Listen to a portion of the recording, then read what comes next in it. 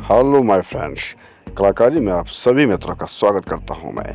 आज मैं आपको एक कुर्सी यानी कि चेयर बना करके दिखला रहा हूं। देखिए कि डॉट और स्केच करके, सिर्फ लाइन खींच करके कैसे कुर्सी का शेप बना सकते हैं और कैसे इसे कलरफुल यानी कि स्केच पेंसिल जो होता है उससे कैसे अच्छा बना सकते हैं। देखिए मैंने सिर्फ लाइन खींची है और लाइन से फिर मैंने उसका शेप बना दिया और शेप बनाने के बाद मैंने आप लोगों के सामने ये चेयर कंप्लीट कर दी। अब आइए मैं इसको कलर करता हूँ।